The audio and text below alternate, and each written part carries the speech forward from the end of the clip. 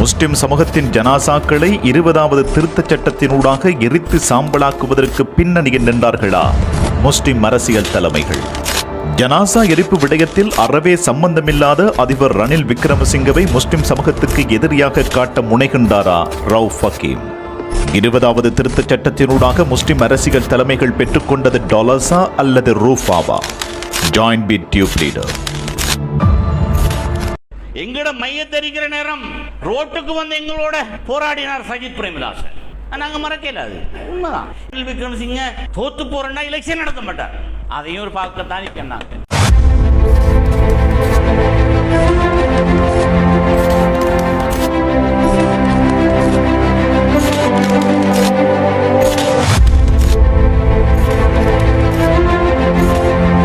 ஸ்ரீலங்கா முஸ்லிம் காங்கிரசினுடைய தலைவர் ரவுஃப் ஹக்கீம் அவர்கள் இந்த ஜனாசா எரிப்பு விடயத்தை முடிச்சு போடுவதென்றால் கோட்டாபய ராஜபக்சவோடு முடிச்சு போட வேண்டும், இல்லை என்றால் மஹிந்த ராஜபக்சவோடு முடிச்சு போட வேண்டும், இல்லை என்றால் பெசில் ராஜபக்சவோடு போட வேண்டும், இல்லை என்றால் தற்போது ஜனாதிபதி வேட்பாளராக நிறுத்தப்பட்டிருக்கின்ற நாமல் ராஜபக்சவினுடைய எதிர்கால அரசியல் திட்டங்களோடு முடிச்சு போட வேண்டும்.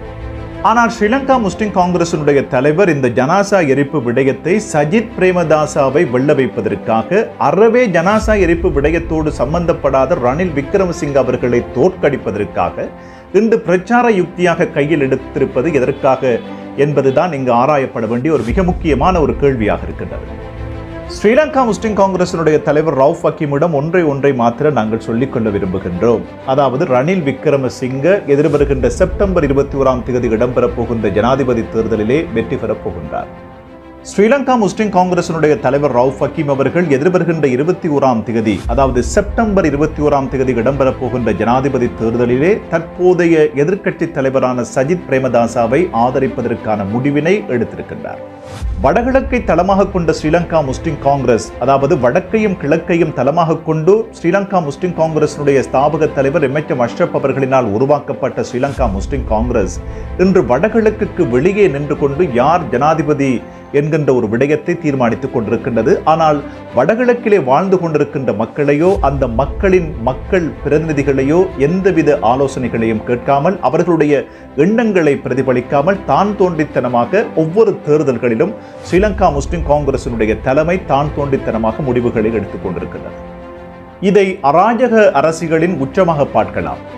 ராஜதந்திர அரசியல் என்கின்ற போர்வையில் ஒரு சர்வதிகார ஆட்சியினையும் சர்வதிகார அரசியல் நகர்வுகளையும் ஸ்ரீலங்கா முஸ்லிம் காங்கிரசினுடைய தலைவர் முன்னெடுப்பது எதிர்கால கிழக்குக்கு ஆபத்து என்பதை இந்த இடத்திலே நாங்கள் மீண்டும் பதிவு செய்து கொள்ள விரும்புகின்றோம். தலைவர்கள் எப்போது மக்களை தங்களுடைய பாதனைகளுக்கு கீழே வைத்திருக்க வேண்டும் என்று எண்ணிவிட்டார்களோ அப்போதிருந்தே அவர்களுடைய அழிவும் அவர்களுக்கு எதிராக மக்கள் முன்னெடுக்கின்ற போராட்டங்களும் ஆரம்பித்து விடுகின்றது. ஆணவமும் அகங்காரமும் சர்வதிகார போக்கும் உலக அரசியலில் ஒரு காலமும் நிலையாக பயணித்ததில்லை என்பதை ஸ்ரீலங்கா முஸ்லிம் காங்கிரசினுடைய தலைமை மிக தெளிவாக புரிந்து கொள்ள வேண்டும். கிழக்கு முஸ்லிம்கள் ஒருபோதும் கைகட்டிகள் அல்ல, மடையர்கள் அல்ல, எதிர்கால சமுதாயத்தை சிந்திக்கின்ற அளவுக்கு சிந்தனை இல்லாதவர்களும் அல்ல.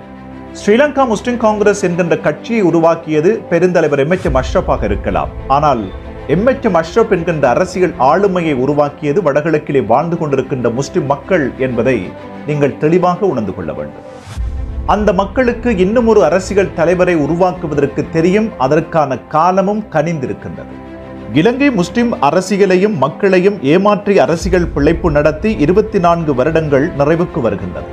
2024 செப்டம்பர் 16 என்பது பெருந்தலைவர் எம்.எச். அஷ்ரப் அவர்கள் மரணித்த திகதி. எதிர்வருகின்ற செப்டம்பர் 21ஆம் தேதி ஜனாதிபதி தேர்தலோடு பலரின் அரசியல் நகர்வுகளும் பலரின் அரசியல் கனவுகளும் அஸ்தமிக்க போகின்ற திகதி. இன்று ஸ்ரீலங்கா முஸ்லிம் காங்கிரசினுடைய தலைவர் ஜனாதிபதி தேர்தலுக்காக கையிலே எடுத்திருக்கின்ற விடயம் கட்சியை காப்பாற்ற வேண்டும். ஜனாசா எரிப்பில் சஜித் பிரேமதாசா தங்களுக்கு ஆதரவை வழங்கினார். பிரேமதாசாவை அஷ்ரப் வெல்ல வைத்தார், நான் சஜித்தை வெல்ல வைக்கப் போகின்றேன் என்ற அடிப்படையற்ற விடயங்களை ஸ்ரீலங்கா முஸ்லிம் காங்கிரசினுடைய தலைமை தேர்தல் பிரச்சார யுக்திகளாக பயன்படுத்த போகின்றது. இந்த அடிப்படையற்ற தேர்தல் பிரச்சார யுக்திகளைத்தான் எதிர்வருகின்ற செப்டம்பர் 21ஆம் தேதி ஜனாதிபதி தேர்தலுக்காக முஸ்லிம் சமூகத்துக்கு முன்னால் ஸ்ரீலங்கா முஸ்லிம் காங்கிரஸ் கட்டவிழ்க்கப் போகின்ற போலித்தனமான பிரச்சாரங்கள். இந்த விடயங்களின் பின்னணி என்ன என்று வடகிழக்கு முஸ்லிம் மக்களுக்கு தெளிவாக தெரியும். 20வது திருத்தச் சட்ட ஆதரவு அரசிடம் இருந்து தலைவர்கள் பெற்றுக்கொண்ட டாலர்ஸ், 2ஆம் கட்ட தலைவர்கள் பெற்றுக்கொண்ட டாலர்ஸ் எல்லாமே ஊடகங்களுக்கு தெரியும், மக்களுக்கும் தெரியும். ஜனாசா எரிப்பு விடயத்தில் முஸ்லிம் சமூகத்தை எரித்து சாம்பலாக்கி செய்த வியாபாரத்தில் தலைவர்களுக்கு என்ன லாபம், 2ஆம் கட்ட தலைவர்களுக்கு என்ன லாபம், கொட்டி பிரித்ததில் தலைவர்களுக்கும் 2ஆம் கட்ட தலைவர்களுக்கும் கிடைத்தது என்ன, எஞ்சியது என்ன என்கின்ற விடயங்களை பற்றி நாங்கள் ஒரு பொது தேர்தல் களத்துக்கு முன்னால் அவைகளை ஊடக ரீதியாக ஊடகமயப்படுத்த இருக்கின்றோம். ஆனால் தற்போது ஒருவரை ஒருவர் காப்பாற்றிக் கொள்ள நீங்கள் போடுகின்ற நாடகங்களும் தெரியும், நீங்கள் ஓடுகின்ற ஓட்டமும் தெரியும். இப்போதுதான் இறை நீதி சமூகத்தை நோக்கி வர ஆரம்பித்திருக்கின்றது. ஜனாசா எரிப்பு விடயத்தில் இலங்கையில் நேர்மையாக நடந்து கொண்ட ஒரு அரசியல் தலைவர் ரணில் விக்ரமசிங்க அவர்கள் மாத்திரம்தான். அதே நேரத்தில் அவர் நாடாளுமன்றத்தில் முஸ்லிம் ஜனாசா எரிப்பு விடயத்தில் முஸ்லிம்களுக்கு சாதகமாக இருந்த ஒரு சிங்கள தலைவர் என்பதை இந்த இடத்திலே நாங்கள் மீண்டும் மீண்டும் பதிவு செய்து கொள்ள விரும்புகின்றோம். ஜனாசா எரிக்கின்ற விடயத்திலே சஜித் பிரேமதாச மாத்திரம் என்ன செய்தார்? சஜித் பிரேமதாச அவர்கள் முஜிபுர் ரஹ்மான் போன்ற பாராளுமன்ற உறுப்பினர்கள் இந்த ஜனாசா எரிப்பு விடயத்துக்கு எதிராக வெள்ளைக்கொடி கட்டிய போது ஓடோடி சென்று அதிலே தானும் ஒரு கொடியை கட்டியதை தவிர வேறு எதுவுமே சஜித் பிரேமதாசா எதுவுமே செய்யவில்லை. ஸ்ரீலங்கா முஸ்லிம் காங்கிரசினுடைய தலைவர் சஜித் பிரேமதாசா மாத்திரம்தான் தங்களுக்கு ஆதரவு வழங்கினார் என்ற தோரணையில் பேசுவது மிக ஆபத்தான ஒரு விடயம். இந்த ஜனாசா எரிக்கின்ற விடயத்திலே முஸ்லிம்களுக்கு சாதகமாக இருந்த ஒரு தலைவர் ரணில் விக்ரமசிங்க அவர்கள். ஏன் மஹிந்த ராஜபக்ஷ அவர்கள் கூட முஸ்லிம்களுக்கு சாதகமாக இருந்த ஒரு தலைவர். அதே நேரத்திலே பிமல் வீரவன்ச போன்ற இனவாத சிங்கள தலைவர்களும் முஸ்லிம் சமுதாயத்தினுடைய ஜனாசாக்களை எரிக்கக்கூடாது என்று பார்லமெண்டத்திலும் பார்லமெண்டத்துக்கு வெளியிலும் குரல் கொடுத்தவர்கள்.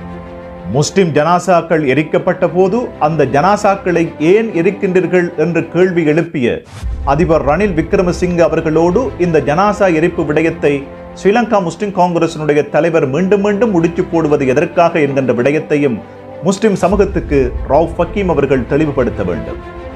அஷ்ரஃபினுடைய மரணத்துக்கு பிறகு கடந்த 24 வருடங்களாக ஸ்ரீலங்கா முஸ்லிம் காங்கிரஸ் முஸ்லிம் சமூகத்துக்காக எழுப்பிய உரிமை குரல் என்ன, அபிவிருத்தி குரல் என்ன, ஏதாவது ஒன்றை மக்களுக்காக சொல்லுங்கள். இந்த இடத்தில் 2015 ஏற்பட்ட நல்லாட்சி அரசாங்கத்திலே ரணில் விக்ரமசிங்க அவர்கள் பிரதமராக இருந்த போது நகர அபிவிருத்தி அமைச்சராக இருந்து முஸ்லிம் ஊர்களை சிங்கப்பூராக துபாயாக மாற்றப் போகின்றோம் என்று பாசாங்க செய்து கல்முனை, சம்மாந்துறை, பொத்துவில் போன்ற பிரதேசங்களை அபிவிருத்தி செய்ய போகின்றோம் என்ற போர்வையில் நிதிகளை கொண்டு வந்து அந்த ஊர்களை அபிவிருத்தி செய்யாமல் அந்த நிதிகளை வேறு எந்த திசைக்கு திருப்பினர்கள் என்பதை பற்றியும் முஸ்லிம் சமுதாயத்துக்கு முன்னால் மிக அதிகமாக பேசலாம். முஸ்லிம் சமூகத்துக்கு முன்னால் பேச வேண்டிய விடயங்களை விடுத்து ஜனாசா எரிக்கின்ற விடயத்தில் சஜித் பிரேமதாசா அவர்கள் மாத்திரம்தான் முஸ்லிம் சமுதாயத்துக்கு உதவினார் என்கின்ற விடயத்தை பேசுவது இலங்கையிலே வாழ்ந்து கொண்டிருக்கின்ற முஸ்லிம் சமுதாயத்தை இன்னும் தென்னிலங்கையிலே வாழ்ந்து கொண்டிருக்கின்ற பெரும்பான்மை சமூகத்துக்கு எதிரிகளாக காட்டும் என்பதை இந்த இடத்திலே நாங்கள் மீண்டும் பதிவு செய்து கொள்ள விரும்புகின்றோம்.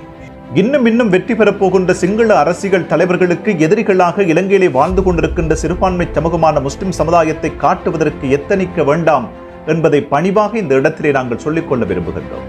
இலங்கையிலே வாழுகின்ற முஸ்லிம் சமுதாயத்தை தங்களுடைய சுயநல பிரச்சனைகளை தீர்த்துக் கொள்வதற்கான கேடயமாகவும் முஸ்லிம் சமுதாயத்தை பயன்படுத்த வேண்டாம் என்பதை மிக மனவருத்தத்தோடு மிக தாழ்மையோடு இந்த இடத்திலே நாங்கள் பதிவு செய்து கொள்ள விரும்புகின்றோம். எனவே எதிர்வருகின்ற செப்டம்பர் 21ஆம் தேதி இடம்பெறப் போகின்ற ஜனாதிபதி தேர்தலிலே அதிபர் ரணில் விக்ரமசிங்க அவர்கள் வெற்றி பெறப் போகின்றார்கள். முடியுமாக இருந்தால் இலங்கையிலே வாழுகின்ற முஸ்லிம் சமுதாயத்தை அந்த வெற்றியோடு பயணிக்க செய்கின்ற வியூகங்களை வகுத்துக் கொள்ளுங்கள். 2015 ஜனாதிபதி தேர்தலில் கூட முஸ்லிம் சமுதாயம் தீர்மானித்ததற்கு பிறகுதான் தலைவர்கள் தீர்மானித்தார்கள் என்கின்ற விடயத்தை நம்பிக்கையோடு சிந்தனையில் வைத்துக் கொள்ளுங்கள் என்று கூறிக்கொண்டு செப்டம்பர் 21ஆம் தேதி இடம்பெறப் போகின்ற ஜனாதிபதி தேர்தலிலே வடகிழக்கிலே வாழுகின்ற முஸ்லிம் சமுதாயம் மிக அதிகமாக ரணில் விக்ரமசிங்க அவர்களுக்கு வாக்களிப்பார்கள் என்று கூறிக்கொண்டு மீண்டும் உங்களை மற்றொரு வாய்ஸ் ஆஃப் தி ரைட்ஸ் நிகழ்ச்சிகளூடாக சந்திக்கின்றேன். சத்தியம் வெல்லும்.